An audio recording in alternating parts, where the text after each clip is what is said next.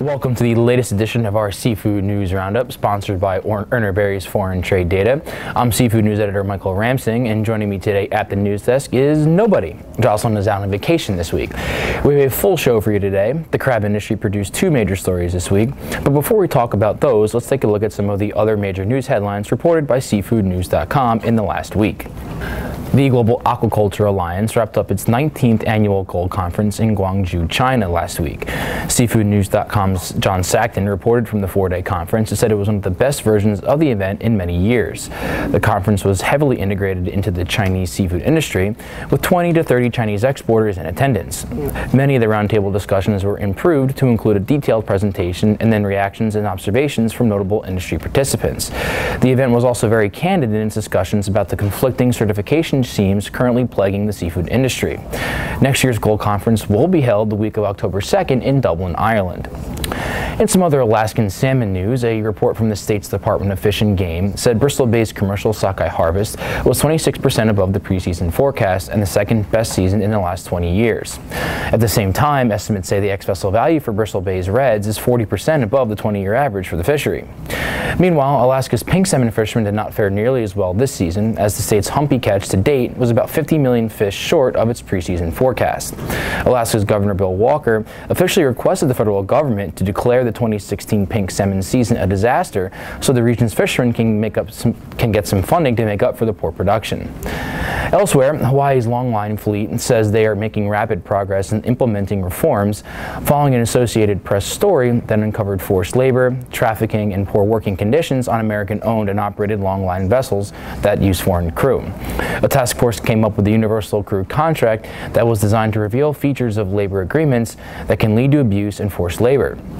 The industry also identified access to the Honolulu Fish Auction as a choke point in the distribution process that would allow for enforcement against vessels that do not use either the standard contract or permit full interviews and audits of their crew practices. Additionally, longliners say a rapid assessment of the working conditions and treatment of the crew in the fleet is being implemented. Remember to get these and more daily stories from around the seafood industry by subscribing to SeafoodNews.com.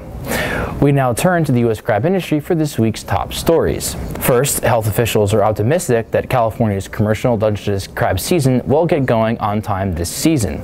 California is commencing early tests for the domoic acid toxin in the state's Dungeness crab, and while the results show the toxin is present in the crabs, the levels are within normal ranges for this time of the year.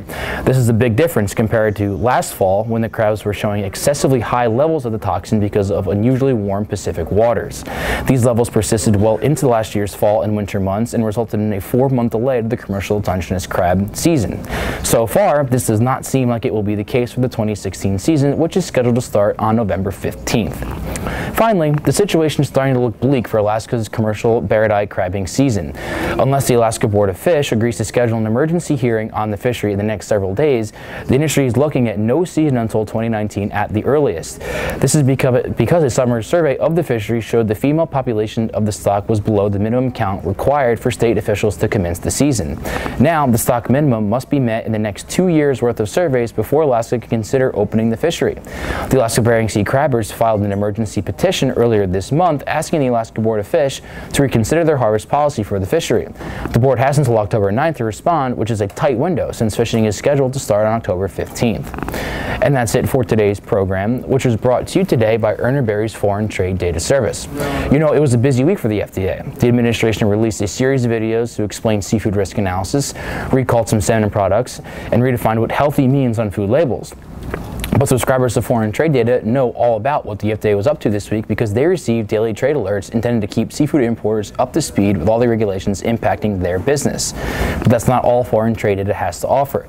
A quarterly subscription allows users to track seafood import and export data straight from the U.S. Department of Commerce and gives them access to the latest seafood warning letters, refusals, and import alerts from the FDA. Learn more about the most robust import and export data platform available to seafood industry professionals by visiting foreigntradedata.com or call our sales team at 732-240-5330 to get a free trial and tutorial of the service.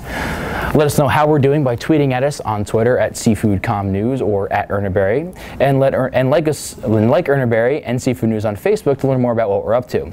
Once again, I'm Michael Ramsing. Thanks for tuning in, and we'll talk to you all again soon.